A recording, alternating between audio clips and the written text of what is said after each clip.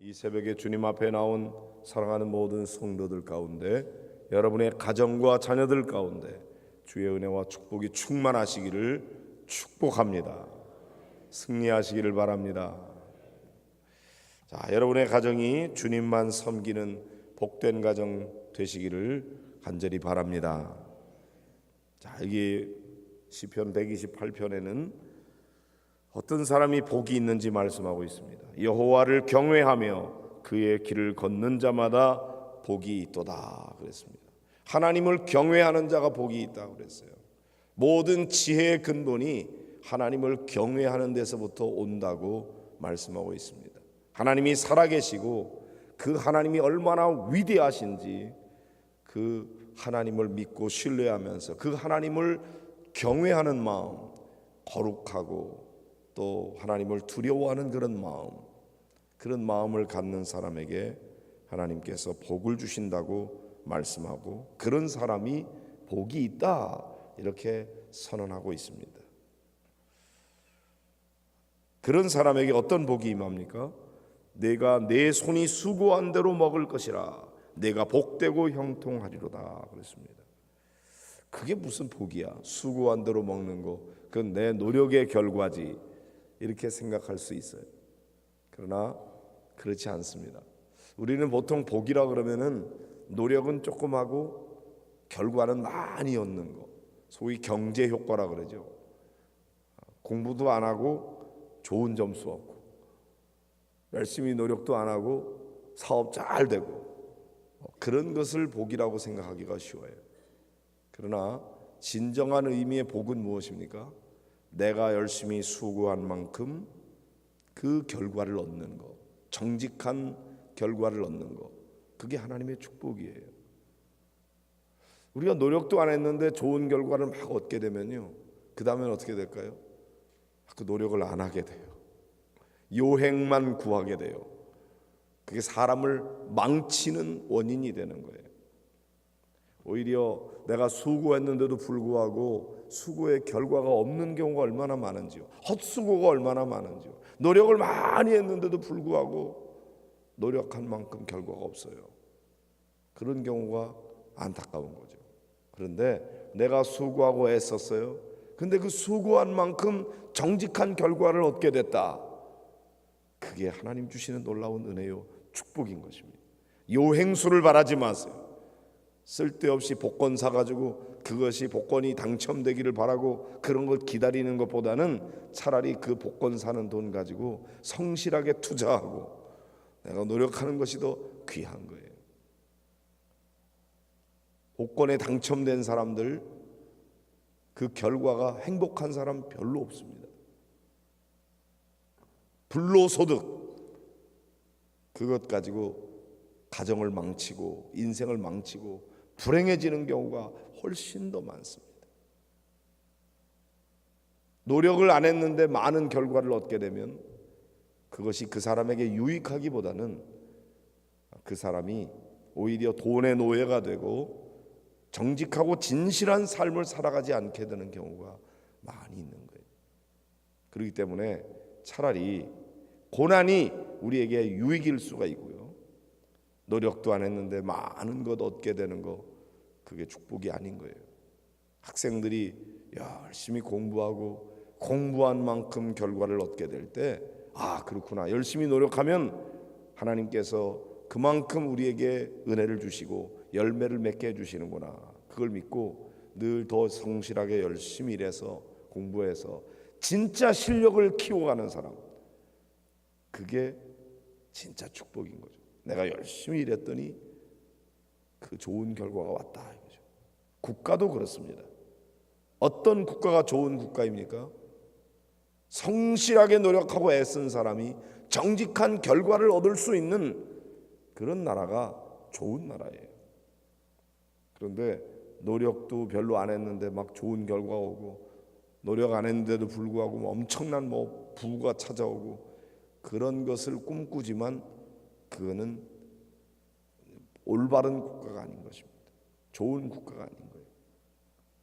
그래서 우리가 내 손이 수고한 대로 먹는다 하는 것이 그게 축복이고, 그걸 축복인 줄로 알고 하나님, 제가 최선을 다할 수 있도록 도와주시고 정직한 결과를 얻게 해주십시오.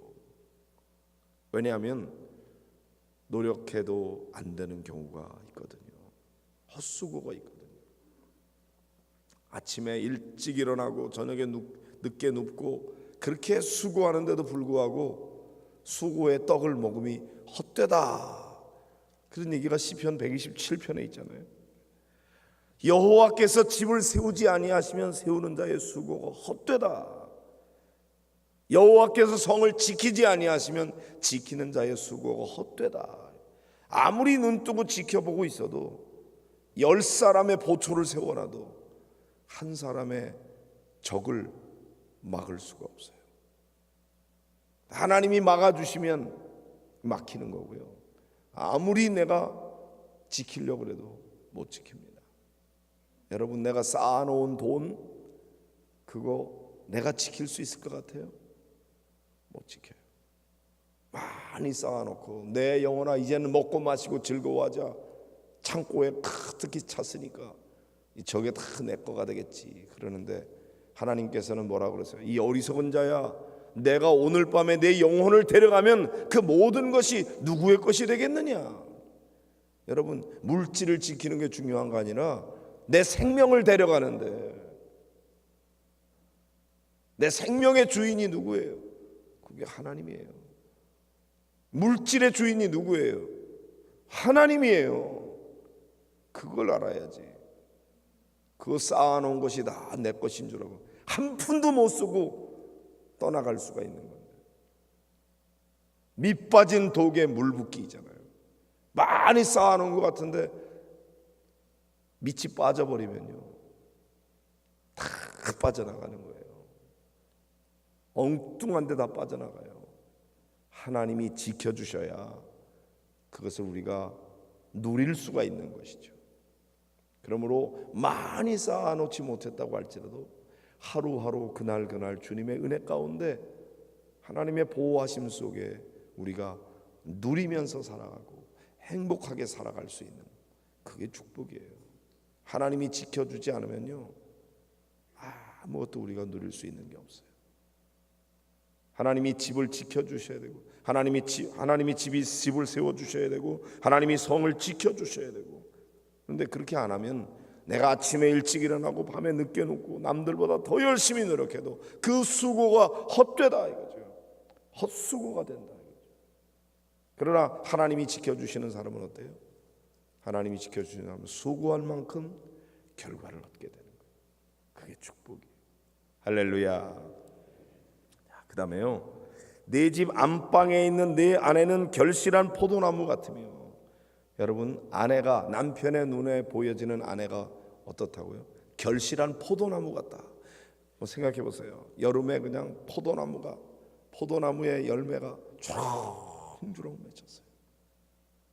포도 열매가 얼마나 풍성하고 아름답고 참 귀합니까? 남편의 눈에 아내가 그렇게 보이는 거, 이게 축복이에요. 남편의 눈에 거풀을 씌워주셔가지고 객관적으로 보면 별것도 아닌데 내 눈에 볼 때는 그냥 그렇게 아름답고 그렇게 사랑스럽고 얼마나 귀하게 여겨지는지, 결실한 포도나무처럼 남편이 볼 때 아내가 그렇게 보이는 거예요. 그 다음에 자식들은 어떻습니까? 내 상에, 내 식탁에 둘러앉은 자식들은 어린 감람나무 같으리로다. 감람나무는 올리브 나무죠. 그 기름을 가지고 성전에 거룩한 일에 쓰는 그런 아주 귀한 나무인데, 지금은 어린 감람나무지만 앞으로 귀한 일을 위해서, 하나님의 거룩한 일을 위해서 쓰여질 그런 감람나무, 미래가 있는 거고 존귀하게 쓰임받는 그런 감람나무 같다. 그렇죠? 자식의 희망이 있다는 거죠. 미래가 있다는 거죠. 하나님 앞에 쓰임받는 존재가 된다는 것이죠. 그게 축복인 거예요. 누가 이런 복을 받습니까? 여호와를 경외하는 자는 이같이 복을 얻으리로다. 여러분이 복 있는 사람이 되기를 바랍니다. 어떻게 돼야 돼요? 여호와를 경외하는 자가 돼요. 하나님 두려운 줄을 알아야 돼요. 모든 것의 주인이 하나님이신 줄로 믿고, 하나님께서 모든 것의 주권을 가지고 계시고, 하나님이 소유권자가 되시고, 하나님께서 공급권자가 되시고, 하나님께서 통제권자가 되셔서 다 하나님의 손에 달려있다, 그걸 믿고 그 하나님의 눈치만 보고 그 하나님만 바라보면서 살아가는 사람이 복이 있다. 하나님이 공급해 주신다 이거죠. 여호와께서 시온에서 내게 복을 주실지어다. 시온이 뭐예요? 하나님의 성전이 있는 곳, 하나님의 임재가 있는 곳, 하나님께로부터 그 복이 임한다 이거죠. 성전 중심의 신앙생활을 하라 이거죠. 너는 평생에 예루살렘의 번영을 보며 그랬어요. 여러분, 나 혼자만 잘 되면 되는 게 아니에요. 우리가 사는 도시, 이 나라와 민족이 잘 돼야 돼요. 예루살렘의 번영을 보아야 돼요. 그 다음에 자식의 자식을 볼지어다 그랬어요. 대를 이어 하나님을 잘 섬기는 믿음의 가문을 세워가는 것, 그것이 축복인 것이죠. 이스라엘에게 평강이 있을지로다. 예루살렘의 번영과 이스라엘의 평강, 샬롬이죠. 하나님의 평강. 외부에서 보면은 지금 이 대한민국이 굉장히 전쟁의 위험에 빠져 있는 것으로 그렇게 비춰지고 있는 것 같은데, 정작 이 땅에 살고 있는 사람들은 만사태평이에요. 외국에서 온 사람들은 어떻게 이렇게 살고 있느냐고 그러는데, 우리는 그런 위험도 별로 감지를 못해요. 어떤 면에서 보면은 참 은혜예요. 여러분, 우리가 늘 그냥 불안해가지고 벌벌 떨면서 막 물건 사재기하고 막 이러면은 되겠어요? 근데 사실 국가의 흥망성쇠라고 하는 것이 하나님의 손에 달려 있는 거지, 우리가 막 염려하고 걱정한다고 될 것도 아니에요. 하나님께서 국제 관계를 책임져 주셔야 될 줄로 믿습니다. 그런 면에서 우리 성도들이 기도를 많이 해야 되고요. 나 혼자만 많이 쌓아놨다고 복이 아니에요. 국가가 평강이 있어야 되고, 예루살렘의 번영이 있어야 되고, 그 다음에 우리 가문에 남편과 아내가 서로 사랑하면서, 남편의 눈에 아내가 결실한 포도나무 같고, 부모의 눈에 자식들이 어리든 감람나무 같고, 그런 아름다운 믿음의 가정, 주님만 섬기는 가정, 우리 주님께서 지키시고 보호하시고 책임져 주시는 가정, 그 가정이 살아가는 그 도시와 그 국가를 우리 하나님께서 지키시고 보호하시는 그런 은혜가 우리 가운데 임해야 될 줄로 믿습니다. 이 5월 한 달 가정의 달이잖아요. 어린이날, 어버이날, 스승의 날, 부부의 날, 그런 날들이 다 이 5월에 있는데, 여러분 가정 안에 이와 같은 주님의 은혜가 충만하게 임하시고, 무엇보다도 하나님을 경외하는 믿음 가지고, 하나님만이 주권자이십니다. 하나님만이 공급자이십니다. 하나님이 소유권자입니다. 하나님께 통제권이 있습니다. 하나님이 주시지 않으면 나는 아무것도 누릴 수가 없습니다. 그걸 인정하면서 우리가 딱 한 분의 눈치만 봐야 돼요. 하나님의 눈치만 보는 거예요. 그리고 하나님이 공급해 주시는 은혜 가운데 행복한 가정을 이루고 5월 한 달 하나님이 주시는 은혜와 축복을 받아 누리는 성도들이 되시기를 주의 이름으로 축복합니다.